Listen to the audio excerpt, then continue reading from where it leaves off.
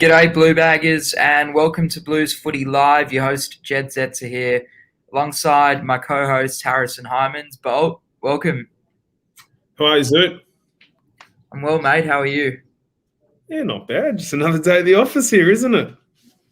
Yeah, absolutely terrible. We're going back into lockdown, but it's all about Carlton tonight, Bolt. Let's talk about the Blues. Team changes are in. Can you read them out for us? So we get our saviour back, Liam Jones. I think we needed Jonesy back after a disorganised defence last week. So Jones the massive in for us. So he comes in. It's an extended squad as well because we're playing Sunday. So the other four into the squad are Honey, O'Brien, Cottrell, and I'm missing one, Fisher. And Setterfield got dropped, which I don't think was a surprise for anyone. It'll be interesting, though, the final changes. So the extended bench reads Fisher, O'Brien, Honey, Cottrell, Newman, Fogarty, Betts and Williamson. So four of them stay in, four of them stay out. I think it's safe to say we know Newman and Betts will play. Then it could go anywhere. It really could. We hope to see Honey. They might play Williamson because of Collingwood's, big small forward brigade. It'll be interesting. And they might bring Fisher in. I don't know which way it's going to go, though. I feel as if, you look at that, you go, see, I'm looking here at the interchanges. Nunes isn't on here for me. For me, it's Newman. Newman, sorry. Oh, sorry. Yeah. So, Newman and Betts will play. I look at that and I go, well, Fogarty's the interesting one. Is it worth maybe playing Fisher or Honey instead? And it probably might be because Fogarty, I don't think, since about round 9 or 10, he's really been up to the standard. So I think Fogarty's in trouble. But otherwise, and it's probably just going to be the two changes. Well, obviously, Jones for Setterfield's one. And then I think Fogarty or Williamson might find themselves ousted. I'd like to see Honey in. I think it's just overdue. But, once again, I know this is just the harsh reality of COVID, but it just doesn't feel right for me. Josh Honey's empty stadium. I don't know. There's just something. I don't know. I know that's just the reality of it, and a lot of people have debuted in front of empty stadiums, but I just feel. I don't know. Well, it's not his debut, to be fair. No, I know, but it's almost like it's almost like he hasn't played in so long. It's almost like a new start for him. Yeah. For Collingwood, Mason Cox comes in, which I guess is the big one. They're looking to stretch our defence. Let's talk about these matchups. So you look at Collingwood's forward line and our back line. How do you see it all matching up? Well, I think it will be pretty simple. So they've got the two talls being Cox and Cameron, who will get Jones and Wiedering, and then Myercheck becomes your third tall, who Plowman will go to. I think they'll try play Plowman tall this time after he played small in round 2 and was absolutely shat on. And then, which is why I think they'll play Williamson, as unfortunate or fortunate as that might be. Because then Tagoe's been playing more midfield, so he's probably not an issue in terms of the forward setup. But Thomas and Elliott still, are ever presence, who will probably get a mixture of Newman, Williamson, and Sard. Yeah. Yeah, I mean, it's interesting. So then you look at our forward line and you think, well, how does it match up? Sorry? Yeah. No, and Stocker is that other rotation in the small defenders. So I actually don't think – I don't know. I feel like Collingwood are sometimes just more dangerous when they're coming up against them in terms of their forward setup. But I think, let's be honest, like Mason Cox has the ability to be a complete liability for them. Yeah. And I don't know who will go to who. I'm going to say Wiedering goes Cameron, Jones goes Cox. Because Cox is a bit taller and Cameron's just more damaging. And I say it every week here: best defender, best forward, Wiedering, Cameron. And those could, and look, and those what John said there could easily be the changes. But I don't know. I just think they're going to want to maybe have that extra rotation in the back line. That wouldn't surprise me, because otherwise, if it does get a bit out of control, then they're probably going to have to revert Petreski-Seaton back, or you just don't know how it goes. But in terms of our forward setup, there's no Darcy Moore, which is a good plus because he was probably best on ground in round 2, despite H kicking 4, the incoming Coleman medalist, we like to call him. So Roughhead will get H. I think that's pretty stock standard. And then all of a sudden, like, Madgen's probably their second tall. So, whether that's Jack Martin or Silvagni, he'll probably get. I would assume it would be Jack Martin. But Jack Martin just, I couldn't, he doesn't go deep. I couldn't even tell you where he's been, hovering around. Yeah, well, Martin's the interesting one. I guess he's going to be a bit of a barometer for us this week. I don't mind this from Hayden. Cox is a foil, and I think he's right. They will deliver the ball in fast and low. You look at our small defenders and you look at their small forwards, and they probably back themselves in to exploit us in that area. There's no doubt about that. And we see it time and time again when Carlton turn the ball over, it's an absolute mess behind. And it's not necessarily the defender's fault. It's just, when you turn the ball over at such an erratic pace, you just leave yourselves exposed. So I presume they will. And that's how every team should play against us. Geelong almost did it as well. Well, Stephen said here, so the game is still at the MCG. Well, I think that's what we're hearing is the G with no crowds. They just released an updated version of the fixture about 15 minutes ago, and it still had Carlton 3:20 at the MCG. I think it looks like that's the go, which is just eerie, really. Gee, that's an absolute, that's just annoying. It is weird because we're playing North Melbourne next week, who are already up on the Gold Coast. So I honestly just think the AFL's run out of stadiums, to be completely honest, because there was some broadcasting issue with the Gabba, but it's just bizarre. But I guess we live in a bizarre world. Well, there's a double header on Sunday at Metricon, isn't there? Yeah, the Sunday's a complete write-off. I guess they could move the game to Saturday. That would give Collingwood 6-day break, us 7, which isn't horrible. But what if they move the game to a Monday night at Metricon? Yeah, I'd love it. I think when you're watching the footy, you'd always prefer to see it played in front of the crowd than nothing. So, I guess it's just that's the way it is. We played them at the Gabba last year, so yeah, that's true. It's true. Blue Bag is tuning in. Give us a comment. Let us know what changes you would make. Obviously, you've seen the extended squads. Let us know what you would finalise it as. Now, Bolt, the midfield, I think, is where the game's going to be won this week because Collingwood's midfield, I think, this year has sort of underperformed if you look at the personnel they've got in there. And obviously, we've got a struggling midfield. How do you see that all unfolding? It's definitely what it is. Sidebottom's been a shell of himself all season. And I know he likes turning up for Carlton games, but he's been, not that we really care about them, but he's been deplorable. But Taylor Adams is a massive one for them. De Goey's been the man the last 3 or 4 weeks, either side of his suspension. He's been brilliant, but De Goey.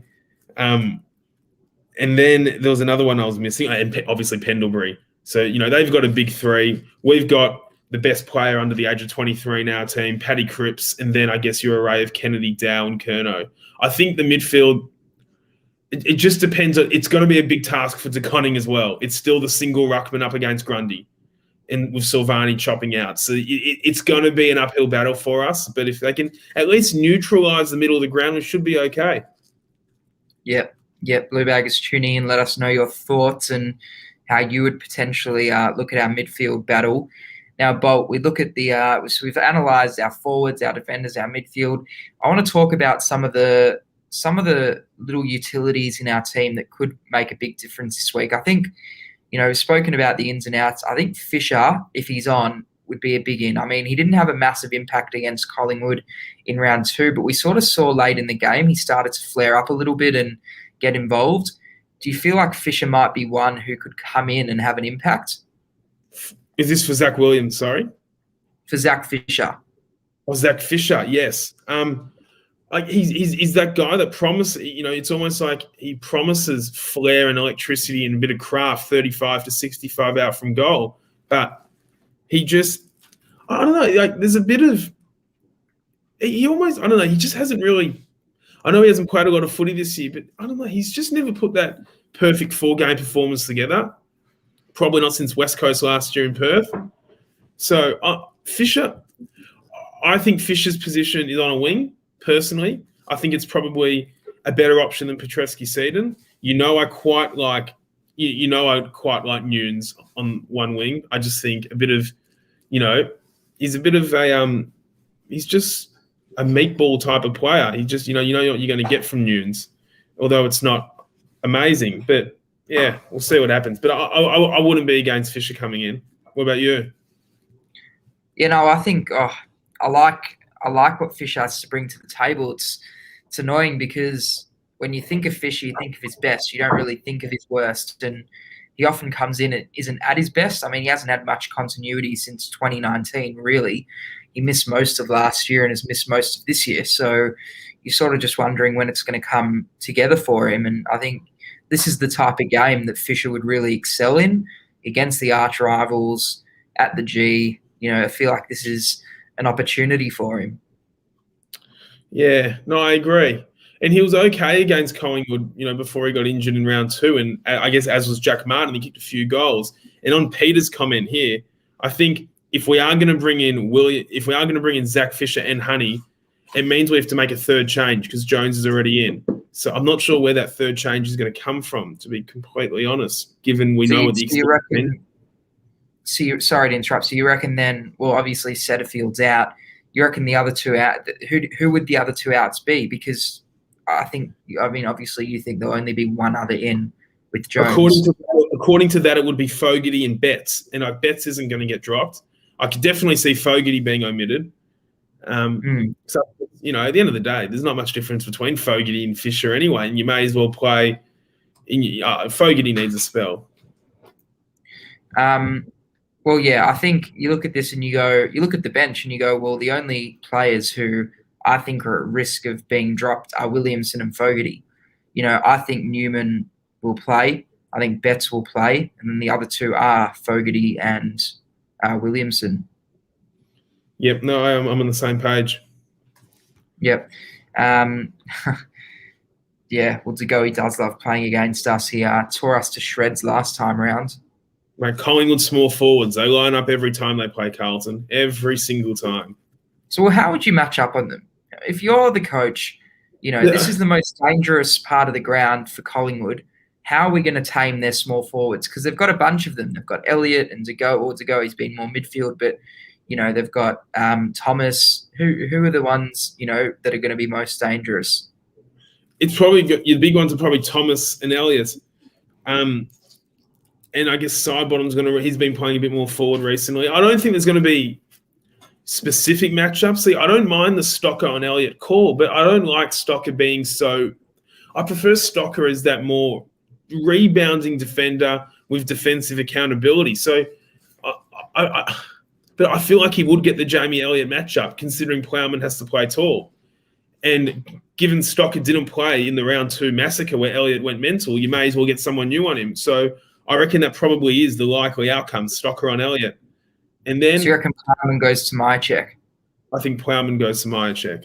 Yeah, or who else? If it's not Plowman, it's who else? So how else do you reckon will line up?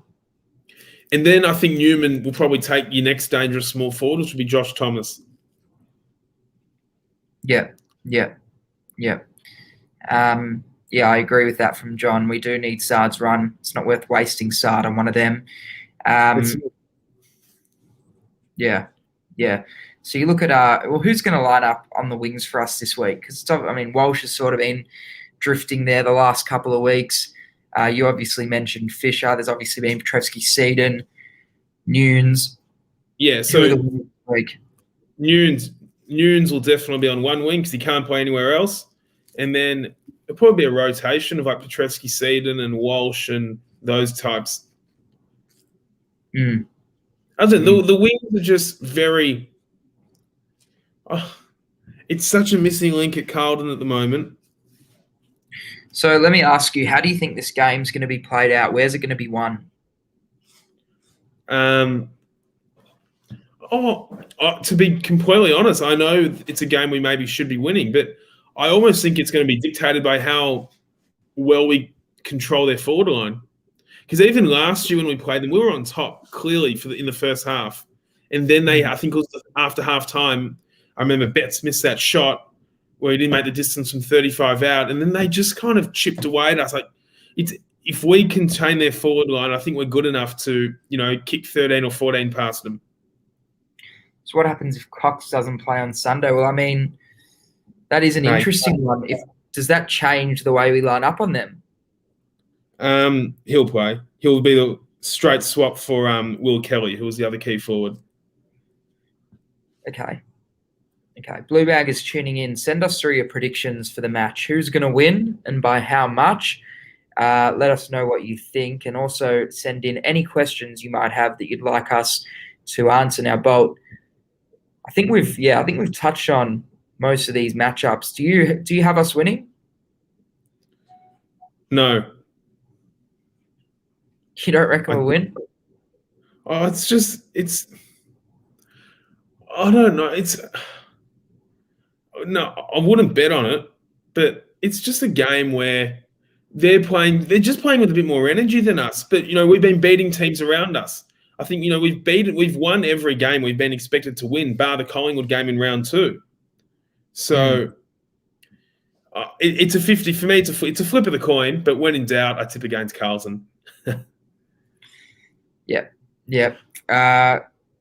Well, don't like to hear that. I'm going to tip Carlton for sure. I think we'll get the job done. We have got a big injury list, Bold. It's now the biggest injury list in the entire competition. What part of the ground do you think is being, affected most by our lack of depth? The coaching box? On the field, mate. On the field. Probably the key position players. Well, we've got no KPPs. Still another week rolls in and we've only got DeConning, or now Jones is back.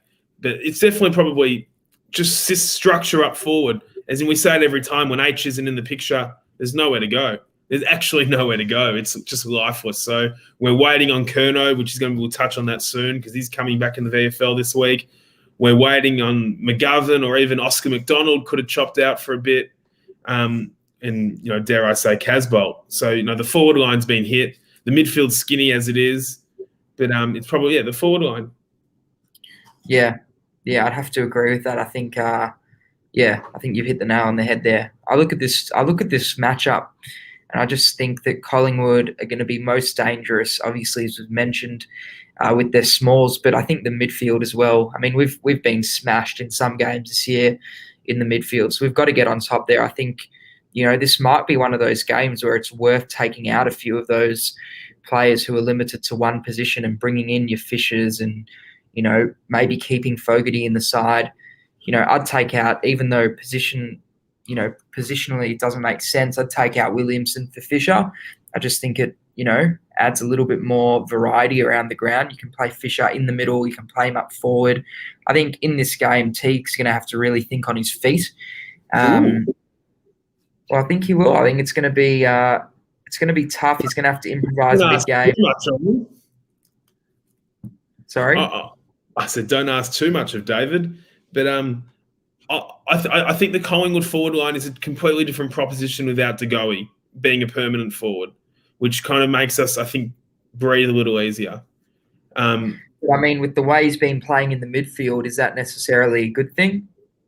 I don't really have an issue with Matt Kennedy even just running with him, or just putting an elbow, or just getting in the way of him around stoppages. I don't think that's the worst case scenario, having Kennedy as your battering ram. Well, do we tag De Goey? I guess that's the other question. You mentioned Kennedy. What about Ed Curnow? What about him? Well, should he tag De Goey? Oh, I wouldn't want to see a Carlton stalwart get bashed like that. I think that's just out of Curnow's weight division, to be honest, running with someone like De Goey. I think Curnow, with all due respect at the moment, he's just playing in no man's land. I don't know. But I think I like Kennedy as the head-to-head for De Goey. I think because Kennedy is a good he's an accountable player. He's a two-way player. So, Curnow for Adams probably makes a bit more sense. That makes sense. So you reckon Curnow will tag this week? We haven't seen him tag. No, I don't necessarily think he'll tag. I don't think they'll put any hard tag on. I just think that will be almost like, Cripps and Curnow will probably run through Adams a bit at stoppages. Yeah. But and I guess they, will be interesting to see if they tag, because obviously, Walsh is probably the most, dangerous player at Carlton. And we saw how effective it was when GWS employed a tag on Walsh, and he hasn't had one since, and he's probably been best on ground 3 weeks in a row. Which, if you're betting on the Brownlow, shit, $12 odds. But I don't see it. Maybe someone like Nathan Murphy can run with Walsh, which is like a fly on your shoulder. But I don't know what they're going to do with him. I guess the comment here, when De Goey is on the ground, it doesn't matter who goes to him. I think in this case, it's very similar with Sam Walsh. Yeah, exactly. So is Walsh the one? Do you think that they're going to try and stop? I mean, well, I don't think anyone in football tags these days. I don't think you ever enter a game with the intention of tagging. It's just, what are you going to do if that player gets out of control? And I'm sure they'll have contingencies. I don't think they'll start a hard tag on Walsh. Yeah. He got tagged on the weekend and they couldn't run with him. Dangerfield said that. There you go. I didn't even notice it. He was that good. Yeah. Bold. Let's ask everyone watching to post who they think will win. Give us your predictions, Blue Baggers. Who's going to win and by how much? And let us know. Yeah, let us know your predictions. Bolt, you've obviously tipped Collingwood. Do you reckon this will be a close game at least? No, I do think it will be an arm wrestle. I do. I can't see it being a pretty game, though, to be completely honest. I can't see it being pretty, but we'll see. Yes, we got one here. Carlton by 10. Big week for Harry. Well, it is a big week for Harry. No Darcy Moore, as you mentioned. How's that going to benefit him? And, I mean, you mentioned who's going to go on him, but do you think he's able to kick a bag this week? He's sort of due, I think, H, for like a really big bag. We've obviously seen some 2s and 3s, but I think he's due for a 5 or 6 goal game, isn't he? Hopefully. He probably is. He's been a bit wayward in front of goal recently, but look, he's 7 clear in the Coleman, so we'd love a big week for H. We'd love a bit of separation. I think he needs a big week just to consolidate on this Coleman medal. We don't like that.